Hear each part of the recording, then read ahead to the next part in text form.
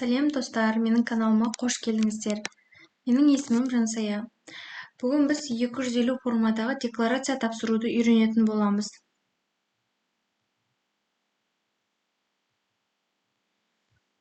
Жалпыға бірдей декларациялау 4 кезеңнен тұрады.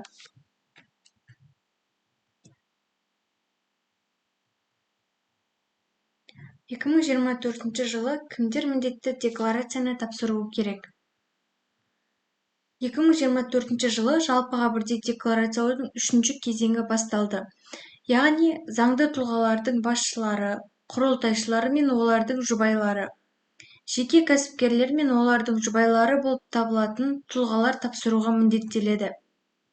Жалпыға бірдей декларациялау жүйесіне кірген бірінші жылы салық төлеушілер 250 нысанды декларацияны толтырса, келесі жылдары 270 нысанды декларацияны тапсырады. 250 нысанды декларация бұл бастапқы декларация. Игілігіңізде бар барлық мүлік пен ақша осы декларацияға бекітілуі керек. Бұл мәліметтердің бәрі кейіннен қажет болады. Мәселен, ертең автокөлік сатып алғанда мемлекет қандай ақшаға сатып алдыңыз, оны қайдан алдыңыз деп сұрайды. Егер сіз қазір осыны растайтын болсаңыз, яғни сіз бірінші декларацияны тапсыру кезеңінде осындай сомаға мүлік тіркелген болса, онда сіз бұл ақшаны қайдан келгенін дәлелдей аласыз. Егер ақшаны қайдан келгенін дәлелдей алмаса, онда соманың 10%-ын төлеуге тура келеді. Бұндай бақылау 2025 жылдан кейін басталады. Ол кезде халықтың барлық санаты жалпыға бірдей декларациямен қамтылады. Қазір бақылау шаралары жүргізілмейді. 250 нысанды декларацияның жалпыға бірдей декларациялау жүйесіне кірген күнге барлық активтер мен міндеттемелерді тіркеуге арналған болса, 270 нысанды декларация өткен күнтізбелік жылдың мәліметтерін көрсету қажет. Онда өткен жылы не сатып алынғаны және не иеліктен шығарылған көрсету маңызды. Декларацияны қалай және қайда тапсыру керек? Жалпы декларация жеке тұлғалар тұрғылықты жері бойынша, ал жеке кәсіпкерлер жеке практикамен айналысатын тұлғалар орналасқан жері бойынша тапсыруы керек. Қағаз түрінде болғанда, биылғы 1 қаңтардан бастап және 15 шілдеден кешіктірмей декларацияны ұсыну керек.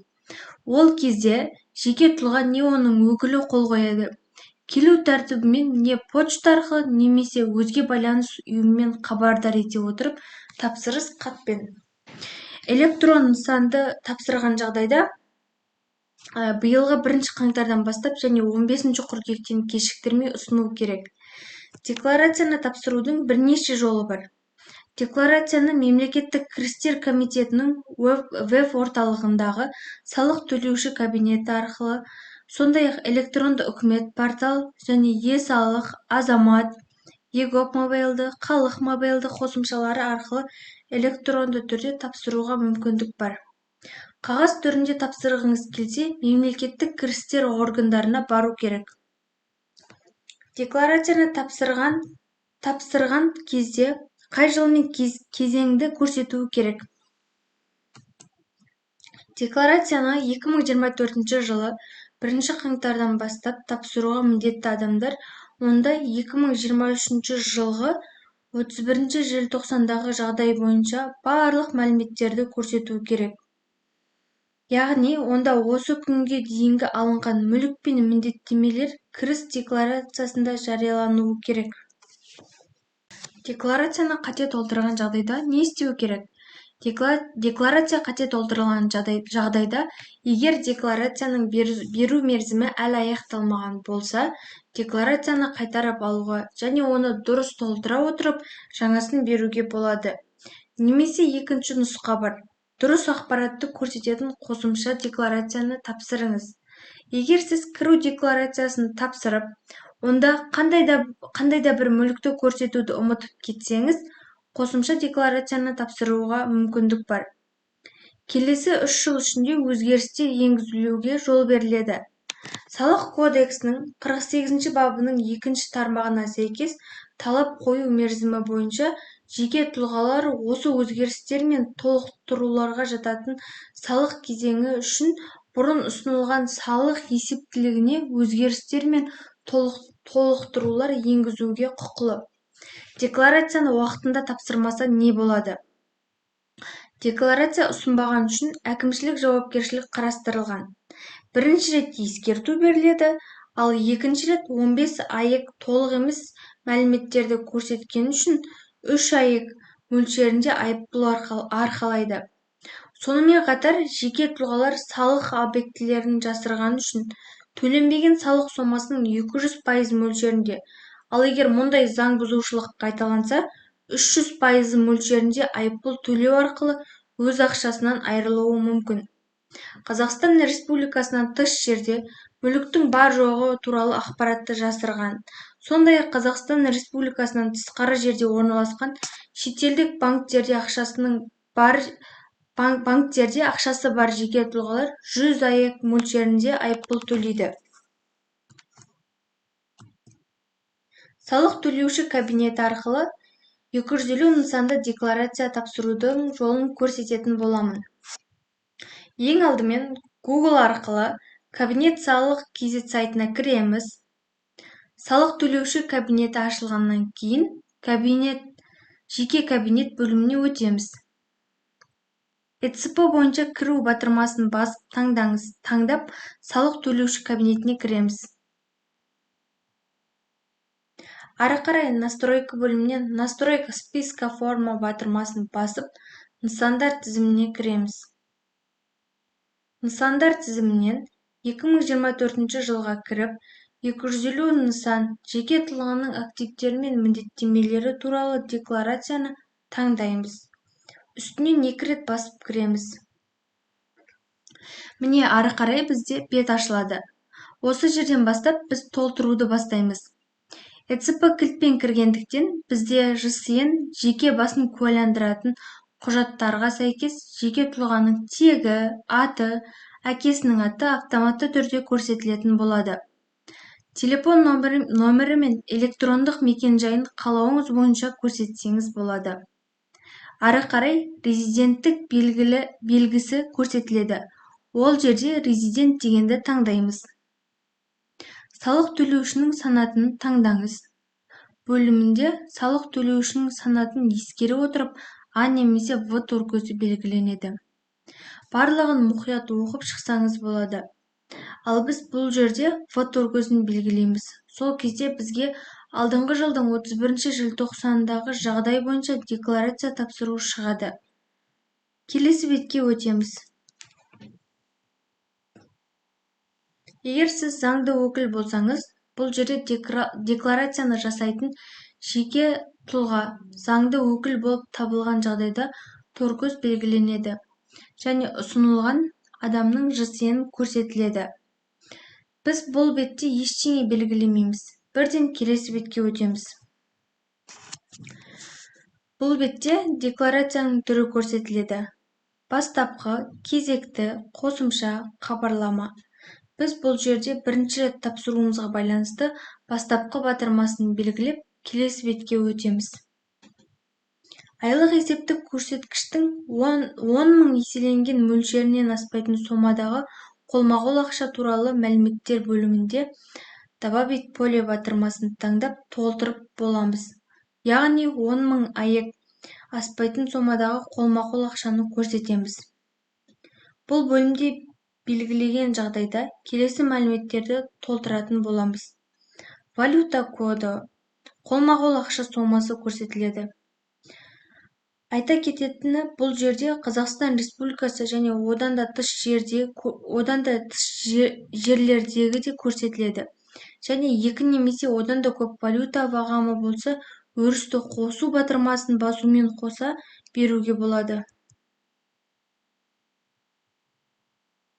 Кірістер мен міндеттемелері бар жоғы бойынша сауалнама бетіндегі тек мәліметтері бар болған жағдайда ғана тиісті торкөзді белгілеп, мәліметтерді толтыратын боламыз.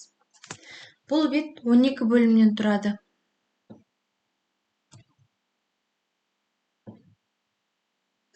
Әрі қарай әрбір жолда не жазылғаны және қалай толтыру керектігін түсіндіретін боламын.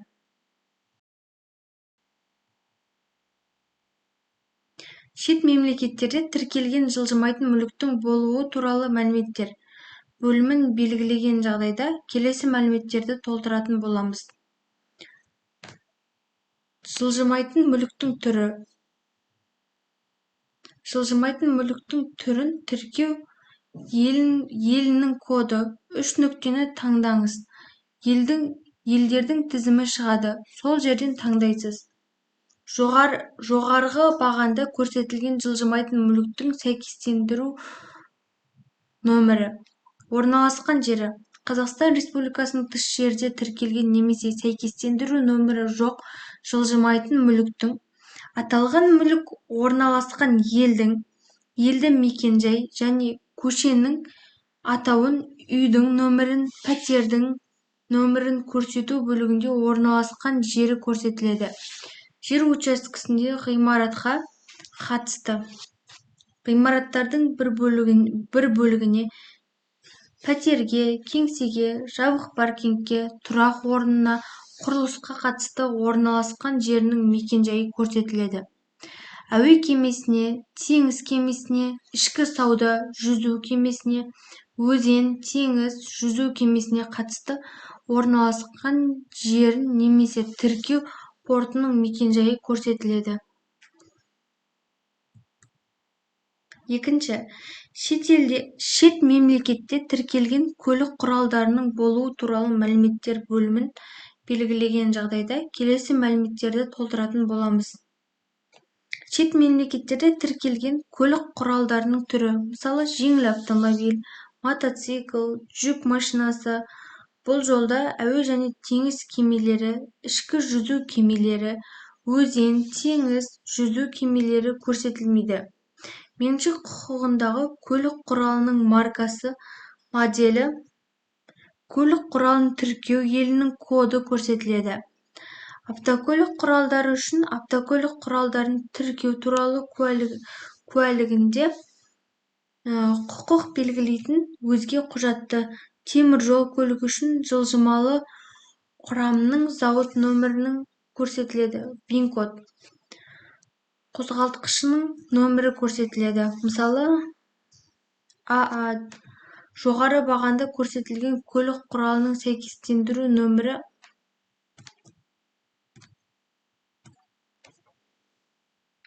Үшінші бөлімде, бұл бөлімде белгіленген жағдайда Қазақстан Республикасының шегінен тыс орналасқан шетелдік банктердің банк шоттарындағы ақша барлық салымдары бойынша жиынтығында АЕК-тік 1000 еселенген мөлшерінен асатын сомада келесі мәліметтер толтыратын боламыз.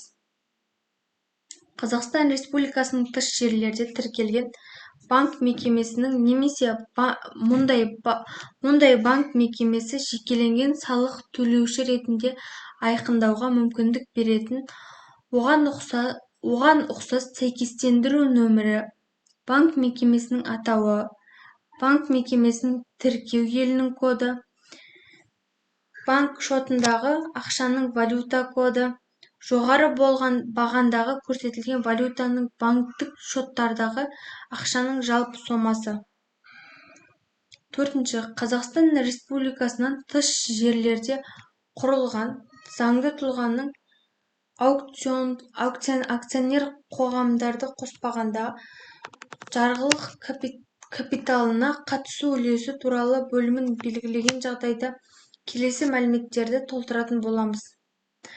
Қатысу үлесі бар Қазақстан Республикасының тыс жерлерде құрылған заңды тұлғаның сәйкестендіру нөмірі, заңды тұлғаның атауы, қатысу үлесі бар тұлға тіркелген елдің коды, 100-ден 1 бөлігіне дейін дөңгелектелген пайыздағы қатысу үлесінің мөлшері көрсетіледі.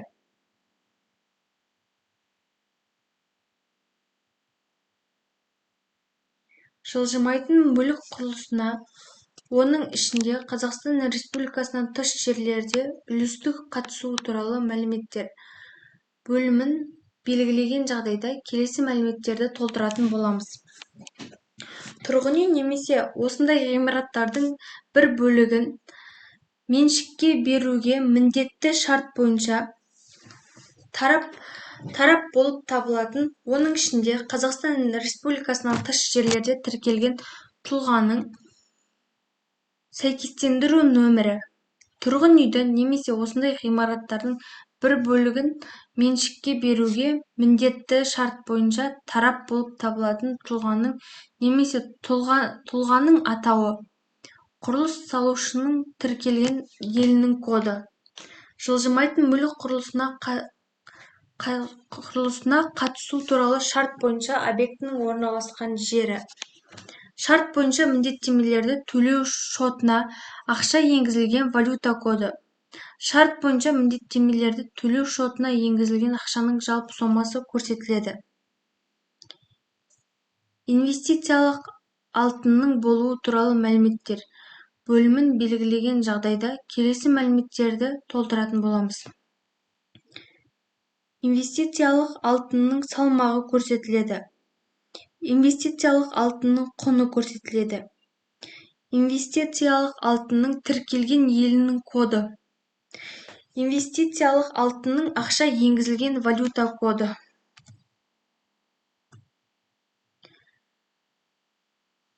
Бағалы қағаздардың туынды қаржы құралдарының цифрлық активтердің, оның ішінде Қазақстан Республикасының тыс жерлерде болуы туралы мәліметтер бөлімін белгілеген жағдайда келесі мәліметтерді толтыратын боламыз.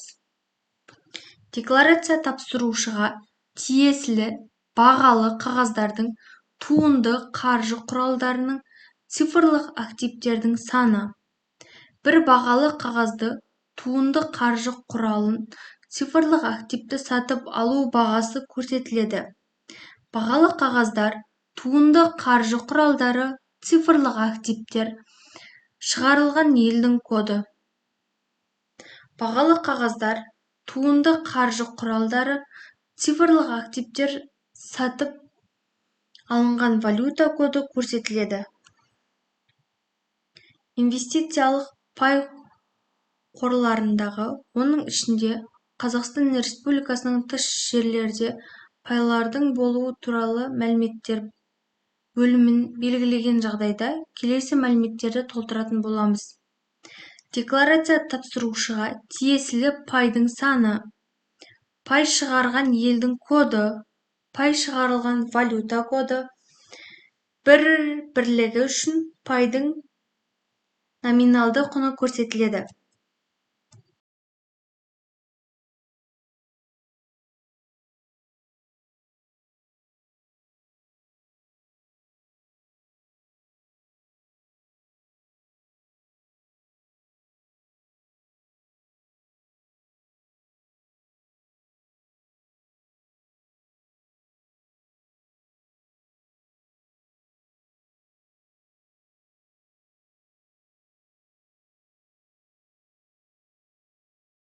Зияткерлік меншік авторлық құқық объектілерінің, оның ішінде Қазақстан Республикасынан тыс жерлердегі объектілердің болуы туралы мәліметтер бөлімін белгілеген жағдайда келесі мәліметтерді толтыратын боламыз.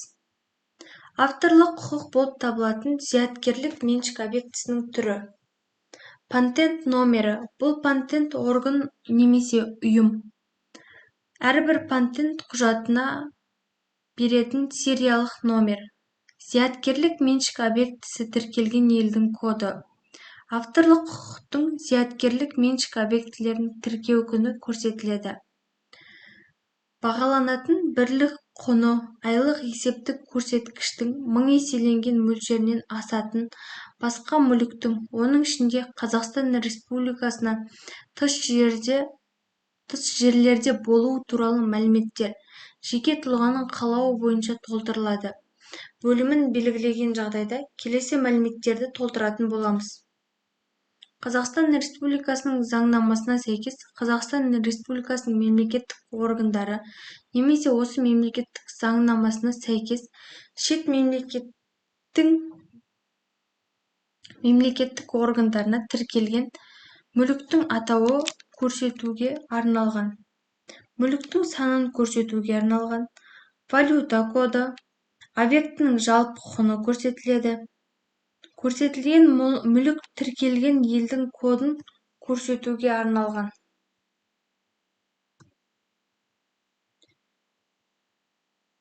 Бұл бөлім Қазақстан Республикасының банктер және банк қызметі туралы Қазақстан Республикасының заңнамасына сәйкес құрылған банктер мен банк операцияларының жекеленген түрлерін жүзеге асыратын ұйымдарға берешекті қоспағанда шарт немесе міндеттеменің немесе талаптың туындауына негіз болып табылатын нотариат куәландырылған өзге құжат болған кезде декларацияны табыс ететін жеке тұлғаның алдында басқа тұлғаның берешегі және декларацияны табыс ететін жеке тұлғаның басқа тұлғалар алдында берешегін декларациялауға арналған. Дебиторлық, кредиторлық, оның ішінде Қазақстан Республикасының тыс жерлерде берешек туралы мәліметтер бөлімін белгілеген жағдайда келесі мәліметтерді толтыратын боламыз. Дебиторлық және кредиторлық берешек түрі. Бұл ретте дебиторлық берешек болған жағдайда Д әрпі, ал кредиторлық берешек кезінде К әрпі көрсетіледі.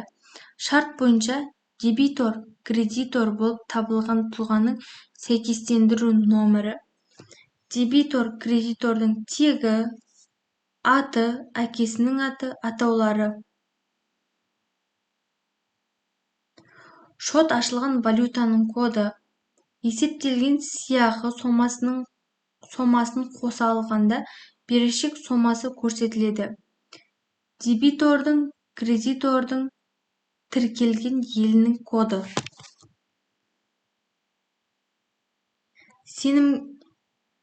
Сенімгерлік басқаруға берілген мүлік туралы мәліметтер бөлімін белгілеген жағдайда келесі мәліметтерді толтыратын боламыз.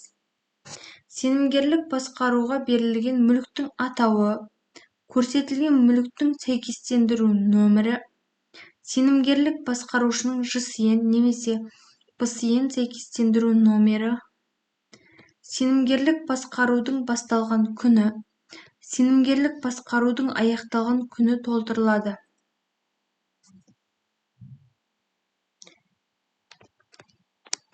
Ары қарай салық төлеушінің жауапкершілігі бөлімінде салық төлеушінің заңды өкілінің тегі, аты, әкесінің аты ашық жолында жеке басын куәландыратын құжаттарға сәйкес салық төлеушінің заңды өкілінің тегі, аты, әкесінің аты, мемлекеттік кірістер органының коды, салық төлеушінің тұрғылықты жері бойынша мемлекеттік кірістер органының коды.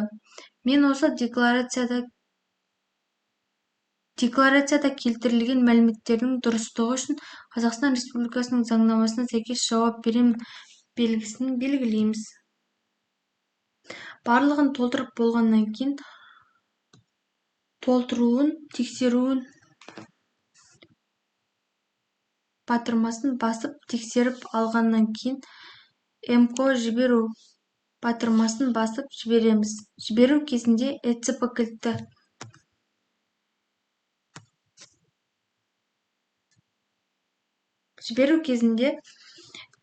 кілттің эрас бөлігін таңдап қол қоямыз. Тапсырған 250 формалы декларацияны көру үшін басты бетте тұрған салық есептілік нысандары форма налоговой отчетности батырмасын басып, нысандар журналына журнал форм кіреміз. Және іздеу батырмасын басып, сол кезде бізге осы уақытқа дейінгі тапсырған нысандарымыз шығады. 2025 жылдан бастап декларация халықтың қалған санаттары тапсыруға міндеттеледі. Нақтырақ айта кететін болсақ, біріншіден, кәмелетке толмаған тұлғалар республикасының азаматтары, қандастары, тұруға ықтияры бар адамдар, Қазақстан Республикасының резиденті болып табылатын шетелдіктер немесе азаматтығы жоқ адамдар. Екіншіден, декларацияны тапсырған жылдың алдындағы жылдың 31 желтоқсандағы жағдай бойынша құқықтары және мәлімелері Қазақстан Республикасының аумағында мемлекеттік немесе өзге де тіркеуге жататын мүліктері және Қазақстан Республикасының аумағындағы тұрғын үй құрылысына қатысу үлесі бар бейрезидент болып табылатын шетелдіктер немесе азаматтығы жоқ адамдар.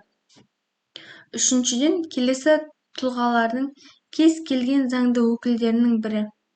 Әрекетке қабілетсіз, әрекет қабілеті шектеулі деп танылған және осы үш тармақтың бір және екінші тармақта көрсетілген адамдар санатына жататын кәмелетке толмаған адамның заңды өкілдері ұсынатын болады.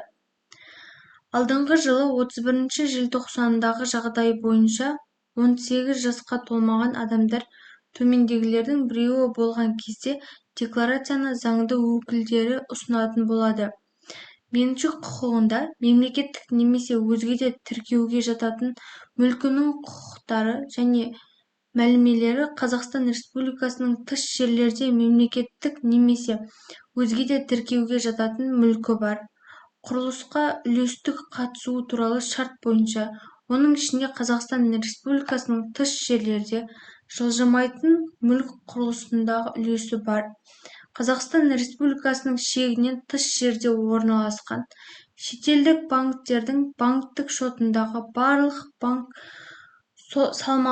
салымдары бойынша республикалық бюджет туралы заңды белгіленген және декларация тапсырған жылдың алдыңғы жылдың 31 желтоқсанында қолданылатын айлық есептік көрсеткіштің 1000 еселенген мөлшерінен асатын жиынтық ақша сомасы бар.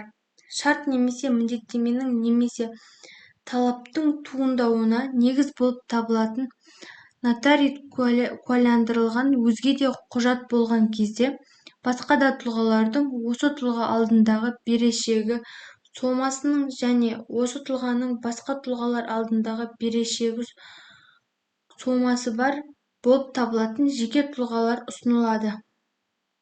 Назарларыңызға рахмет.